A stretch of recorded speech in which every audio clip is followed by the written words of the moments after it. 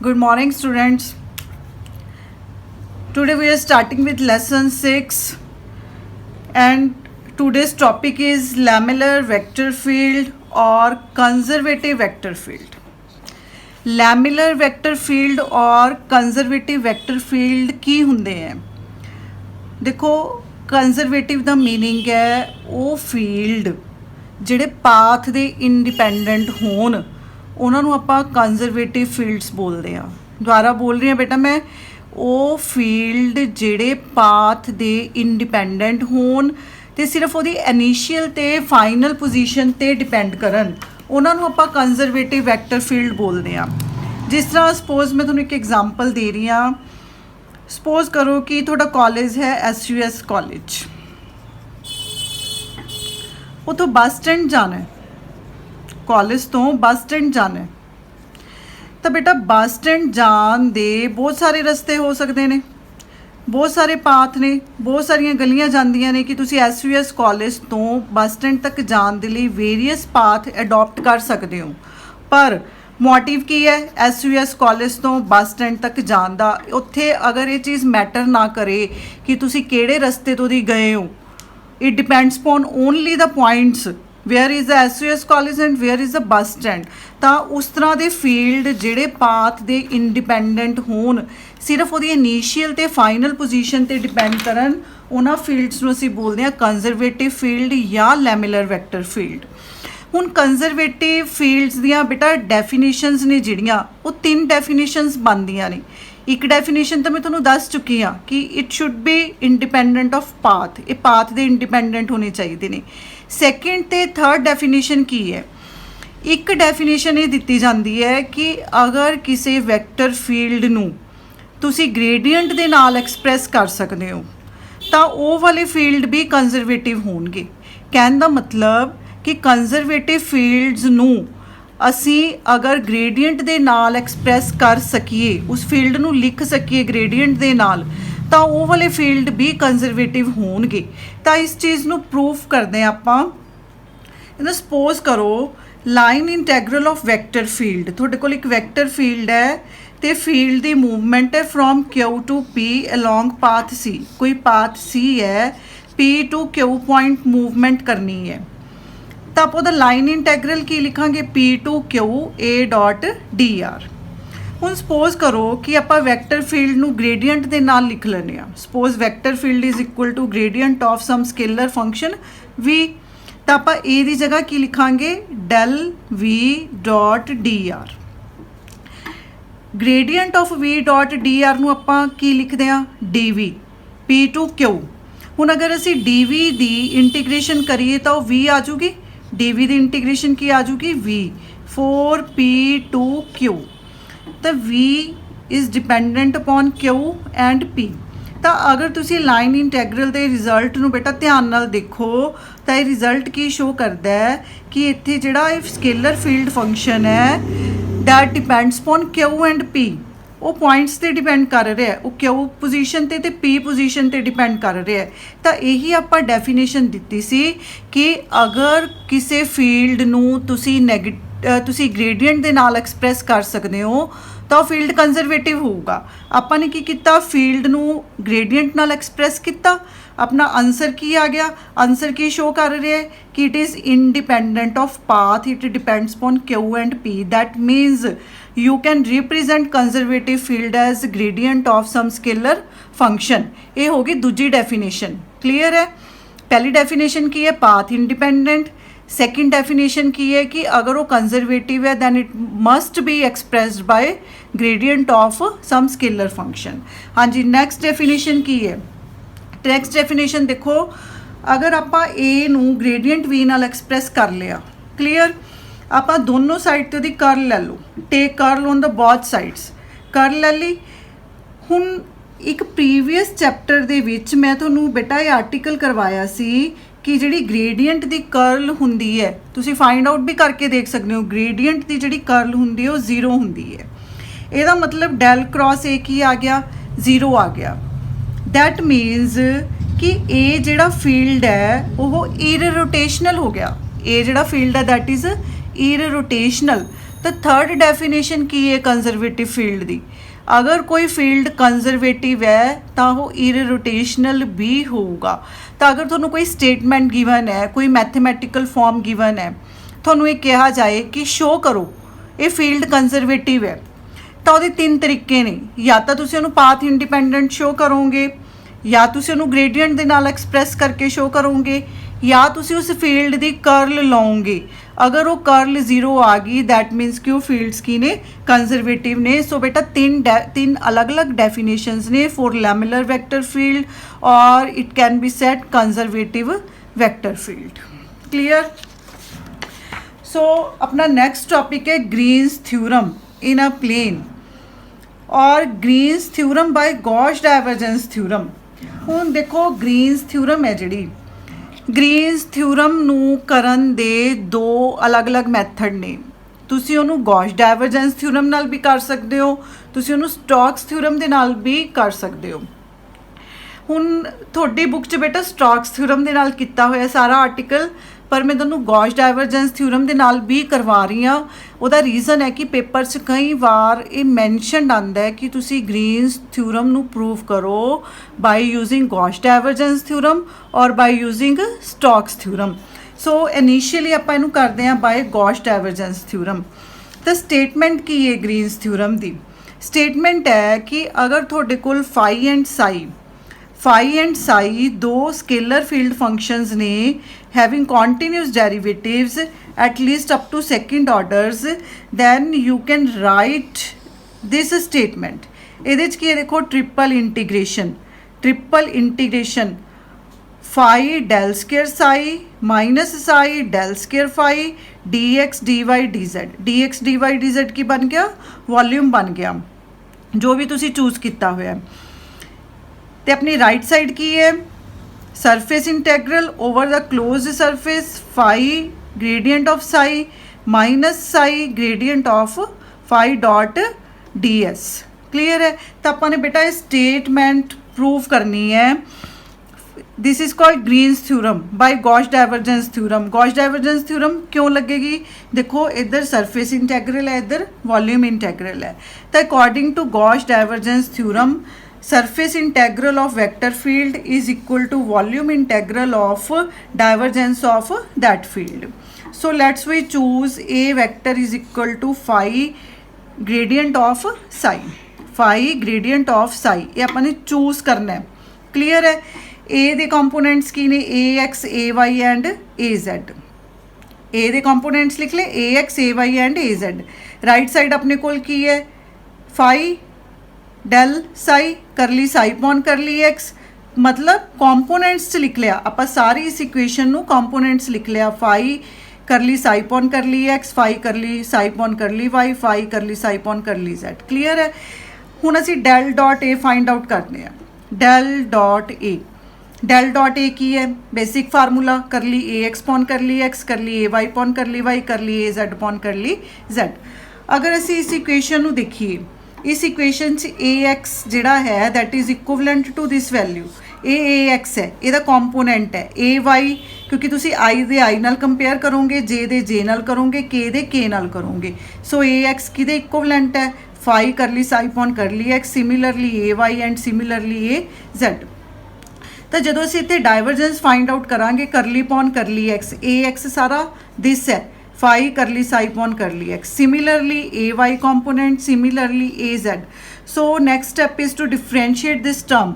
इस टर्म नू डिफरेंशिएट करो। First function as it is, second दी डिफरेंशिएशन डबल डेरिवेटिव हो गया, plus second as it is first दी differentiation, similarly for the second part and for the third part. तो जो तुम ये डिफरेंशिएशन करोगे बेटा सारी टर्म की, ये सारी टर्म कुछ इस तरह की बन जूगी।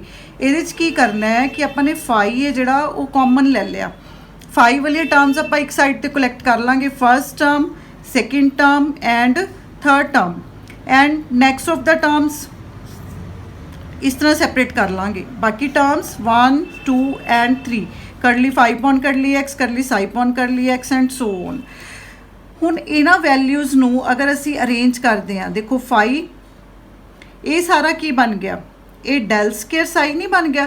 देखो लैपलेसियन ऑपरेटर करवाया सी बेटा, मैं तुहानूं याद होए लैपलेसियन ऑपरेटर की सी, curly square upon curly x square, curly square upon curly y square, curly square upon curly z square. So phi del square psi plus ये सारा की बन गया, ये सारा अपने कोल बन गया del phi dot del psi. ये स्टैप भी ਆਪਾਂ ऑलरेडी किसी एक पार्ट ਦੇ ਵਿੱਚ कर चुके हैं। Del psi dot del sorry del phi dot del psi, this is equation number 2। ਹੁਣ ਇਹ ਜਿਹੜੀ 2 ਨੰਬਰ ਇਕੁਏਸ਼ਨ ਹੈ ਇਹਨੂੰ 1 ਨੰਬਰ 'ਚ ਪੁੱਟ ਕਰ ਦਿਓ। 1 ਨੰਬਰ 'ਚ ਕੀ ਪਿਆ, ਡੈਲ ਡਾਟ ਏ ਪਿਆ। ਅਸੀਂ ਡੈਲ ਡਾਟ ਏ ਫਾਈਂਡ ਆਊਟ ਕੀਤਾ। ਦੇਖੋ ਡੈਲ ਡਾਟ ਏ ਦੀ ਵੈਲਿਊ ਹੈ ਇਹ ਸਾਰੀ।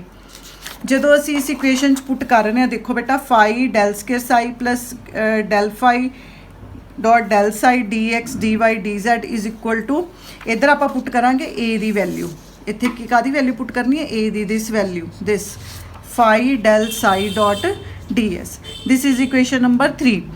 हुण इहदे च बेटा नैक्सट की करना है कि पैरामीटर्स ने जिहड़े इन्हां नूं इंटरचेंज कर दो। फाई नूं साई लिख लो, साई नूं फाई लिख लो। तो फाई की जगह साई लिख लिया, साई की जगह तो फाई लिख लिया। मतलब आप एक होर इक्वेशन क्रिएट करनी है जिहदे विच आपां फाई ते साई नूं आपस च इंटरचेंज करना है। Del psi del phi d x D y, similarly here phi del psi dot D s. 3 number and 4 number इन्हां नूं सबट्रैक्ट कर दो बेटा इक्वेशनस नूं। जदों तुसीं सबट्रैक्ट करोगे, क्योंकि डॉट च सानूं पता है कि अगर तुसीं ए डॉट बी लिखदे हो या बी डॉट ए लिखदे हो तो कोई फर्क नहीं पैंदा, ये माइनस हो जाएगियां वैल्यूज़। तो फर्स्ट वैल्यू की रह गई, phi del square psi minus phi del square psi D x D Y D Z is equal to phi del psi minus psi del phi dot D s बन गया। यही सारा आपने prove करना सी।